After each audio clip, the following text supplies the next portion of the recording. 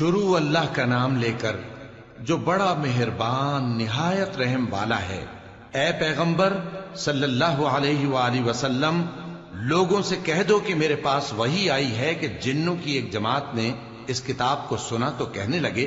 کہ ہم نے ایک عجیب قرآن سنا جو بھلائی کا رستہ بتاتا ہے، سو ہم اس پر ایمان لے آئے،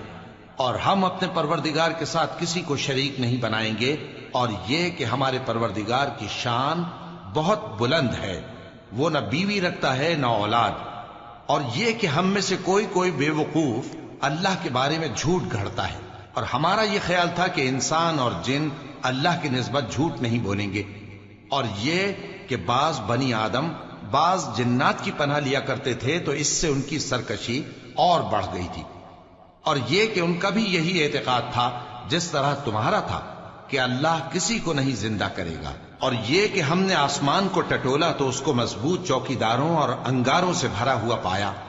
اور یہ کہ پہلے ہم وہاں بہت سے مقامات پر فرشتوں کی باتیں سننے کے لیے بیٹھا کرتے تھے، اب کوئی سننا چاہے تو اپنے لیے انگارہ تیار پاتا ہے، اور یہ کہ ہمیں معلوم نہیں کہ اس سے اہل زمین کے ساتھ برائی مقصود ہے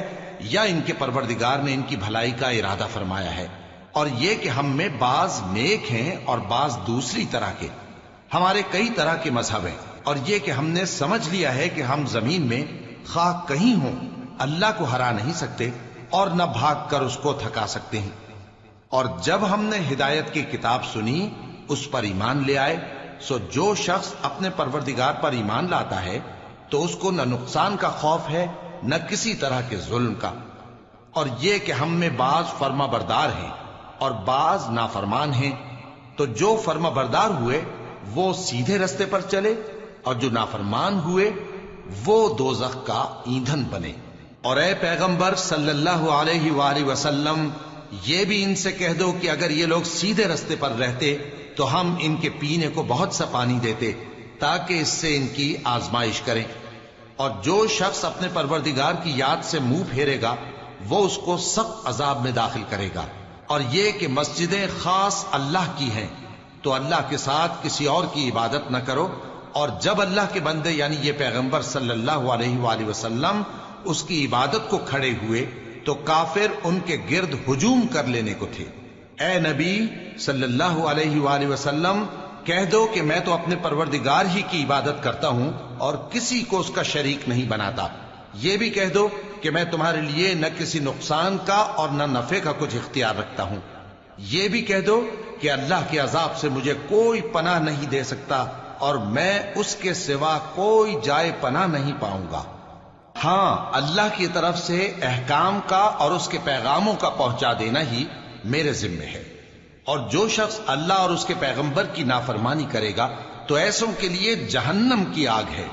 وہ ہمیشہ ہمیشہ اس میں رہیں گے، یہاں تک کہ جب یہ لوگ وہ دن دیکھ لیں گے جس کا ان سے وعدہ کیا جاتا ہے، تب ان کو معلوم ہو جائے گا کہ مددگار کس کے کمزور ہیں اور شمار کن کا تھوڑا ہے۔ کہہ دو کہ جس دن کا تم سے وعدہ کیا جاتا ہے میں نہیں جانتا کہ وہ عنقریب آنے والا ہے یا میرے پروردگار نے اس کی مدت دراز کر دی ہے، وہی غیب کا جاننے والا ہے، سو کسی پر اپنے غیب کو ظاہر نہیں کرتا، ہاں جس پیغمبر کو پسند فرمائے اور اس کو غیب کی باتیں بتا دے تو اس کے آگے اور پیچھے نگہبان مقرر کر دیتا ہے تاکہ معلوم فرمائے کہ انہوں نے اپنے پروردگار کے پیغام پہنچا دیے ہیں، اور یوں تو اس نے ان کی سب چیزوں کا ہر طرف سے احاطہ کر رکھا ہے اور ایک ایک چیز گن رکھی ہے۔